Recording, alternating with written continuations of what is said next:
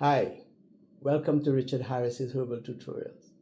The tutorials that educate and inform. The tutorials that teach the proper way to use herbs. Here you learn why you should use a particular herb or substance, when to use them, when not to, the dosage, etc. I have been doing these videos for quite a while, and many persons have been subscribing and benefiting from them. Therefore, I think it's fitting that I share some background information about myself. I'm Richard Harris, and I've been practicing Ayurvedic and traditional Chinese medicine for over 30 years. My studies of natural medicine has taken me to such places as the jungles of Guyana, where I studied herbal medicine with the Akawaya Indians, the National Acupuncture Detoxification Association, NADA, where I studied drug detoxification using acupuncture and herbal medicine, the Gateway Clinic in London, studying with John Tyndall and Professor Wu Bo-ping, a famous Chinese physician, to the hospitals and classrooms of China, studying herbs and acupuncture. I also possess a diploma in Herudotherapy from a reputable school in London. In this video and subsequent video, I'm going to discuss a scientific, common sense and practical way of using natural medicine. The emphasis being on herbs and other natural substances such as molasses, vinegar, scorpions, centipede, leeches, and so forth. In these podcasts, science will be used to verify much of what is being said. At the same time, we're not going to disregard common sense and practicality. So when one decides to take herbal medicine, he or she knows precisely why it's being taken, when it should be taken, when not to take it, its contraindications and dosage, and the objective desired. So if you're interested in getting proper information and you're not impressed by unfounded claims, over-exaggeration, and a host of persons consistently waving several herbs and making claims that by simply boiling and drinking them you would be miraculously healed. If you're not impressed by unfounded claims, if you're looking for sensible information, follow me. Many of the items that will be discussed are found all over the world. Many of them are indigenous to the Caribbean and South America.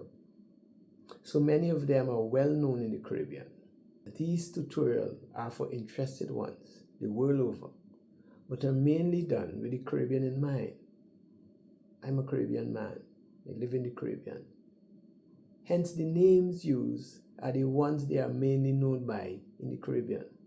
Also the Caribbean, Chinese, and Ayurvedic vernacular, plus their botanical names, are included for easy reference and identification.